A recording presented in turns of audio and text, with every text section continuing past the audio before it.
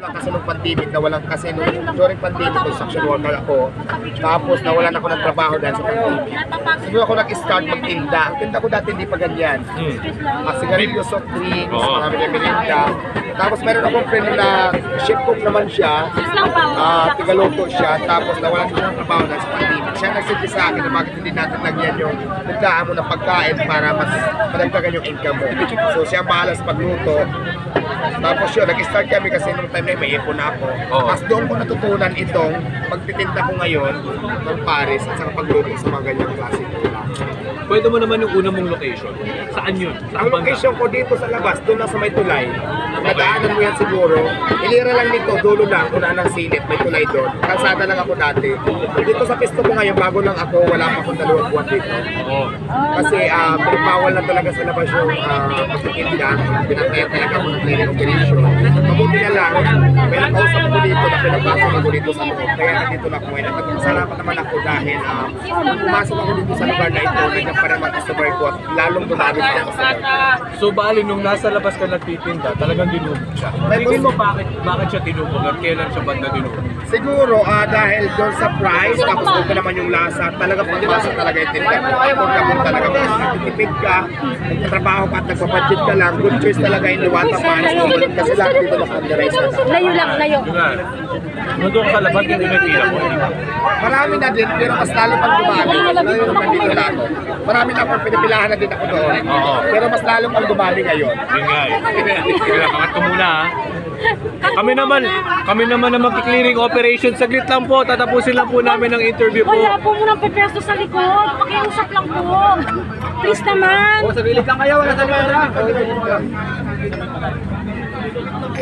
Go. Ano pa, Paps? Ano gusto mo? Kaya natin yan. Kaya natin. Ano pang gusto mo?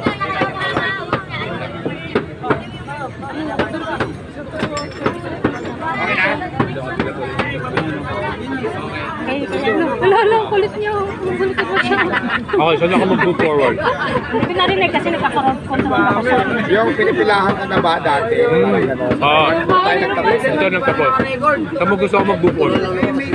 Saan mo gusto ako Parang mag-move forward? nakakaya to, mag-shifting. Parang niya minamanage ang mga tao. Tama. Focus ka sa negosyo niya. Okay. Yun yung business skills niya. Okay. 24 hours. Ilan ang tao mo ngayon? Marami na din. Ano naman kasi, mayroon ako pang gabi at sa araw. 2 shifting ako. May day shift at saka night shift. Okay. Mga ilan ang tao mo ngayon?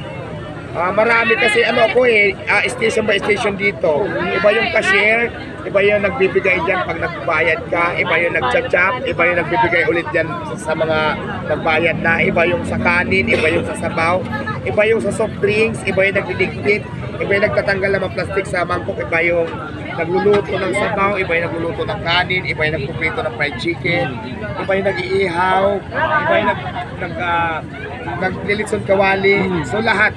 Marami. Kanya-kanya kaming duty. So siguro mga ilan sila? Ilan sila pinapasweldoan mo? Basta marami, wag na lang natin i-reveal. Basta marami. Basta marami. Paano mo naman? Hindi ko rin mabilang kung ilan ang eksaktong bilang, basta marami. So paano mo rin siya minamanage? Paano siya kinakain na? Siyempre dapat kahit pa paano, natututukan mo sila, nag-guide mo sila. Kasi ako naman, for example, ito dito mga pinagkainan ng tao, may nakatuka dyan na magliligpit lang talaga ng mga pinagkainan at pupupulas ang lamisa. Ganon din naman sa pila, may nag-a-assist, may nag-chat-chat, may nagbibigay ng soft drinks, may nagbibigay ng sabaw, may nagbibigay ng kanin. 2-3 yan, bawat station. So, organize sila dito lahat, kaya namamanage ko naman siya. Kasi kahit maraming tao, dire-diretso naman, mabilis naman yung moving siya kasi nga, naka-systematic tayo. Tama. So yun. Magaling ha, buti naisip mo yung ganun pa. Yeah, naisip ko yan kasi nga, sabi ko para hindi magulo kasi sobrang dami ng tao. Naisip ko yung gano'n na station by station. Kapit na mangkok. Pila, tapos bayad, tapos pag nakabayad ka na may stop ka, bibigay dyan sa nagbibigay na ng order mo, anong order mo. Tapos didiretso ka sa soft drinks, kanin, tapos sabaw. Tapos after doon, pipisto ka na dito kung saan may bakante at saan mo gusto pupisto, kung saan ka komportable. So gano'n lang ang sistema natin dito. Mga ilang oras ka dito? Kasi 24 hours. Mga ilang oras ka dito siguro sa parisan mo? Ito patulog na ako kasi ako dito hanggat kaya ng katawan ko, hanggat hindi pa ako inaantok, nandito talaga ako. Pero pag hindi na kaya, may-exit na ako, kaya na talaga. So naka full duty talaga ako dito. Hanggat kaya ko, nag-duty ako dito. Talaga. Ano naman ang reaction mo sa lahat ng mga nag-feature, mga vlog? Siyempre kay Batang Quiapo.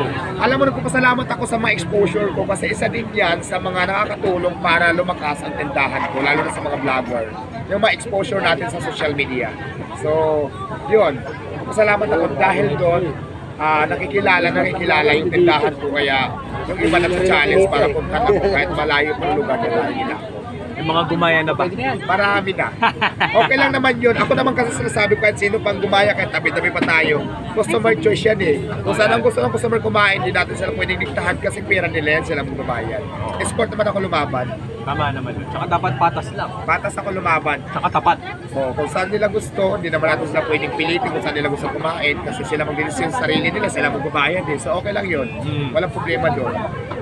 Meron ka pa bang naiisip sa menu na parang, uy, parang gusto ko itong dagdagan. Gusto ko itong... Yes. Oo. Marami pa talaga ako iniisip na idadagdag. Kaya lang syempre sa ngayon, yung menu ko na nakalatag ngayon is mabili naman. Siguro pag dumating sa point na medyo matumal na siya, hindi na masyadong mabili, mag-add na naman ulit ako ng panibagong menu para at least bago naman sa paningin. So mayroon naman talaga. Tama. Meron ka ba mga inspirasyon para kanino mo ba ito ginagawa? Pamilya, at saka siyempre gusto ko makaahon sa kahirapan. Yun lang naman, kasi lahat tayo, bakit pa tayo nagsasipag para makaahon sa kahirapan, di ba? So ganun lang. Tapos siyempre, tumutulong ako sa pamilya ko. Marami din tao ako natutulungan, lalo na yung mga nandito ngayon nagtatrabaho na umasa lang din sa tindahan ko. Kaya malaking bagay ito para sa amin. Tulad nilo, ilan ba kayo sa pamilya, laki ng kakapatid? Ayan, mother ko, mga pamangkin ko, ganyan, breadwinner ako. Tapos yun, yung mga tao ko dito, umaasa lang din naman, may mga pamilya din. Kaya di ba, ang laking bagay nitong tindahan ko, ang dami-dami namin umaasa dito, ang dami-dami ko natutulungan. So, nagpapasalamat naman ako kay God dahil binigyan ako ng ganitong klaseng tindahan ng pagkakataon para makatulong ang sakwa. Yung mga kapamilya mo ba, tumutulong na rin dito? Yes, yung na-in-charge sa pera, mga kamag-anak ko, yung cashier.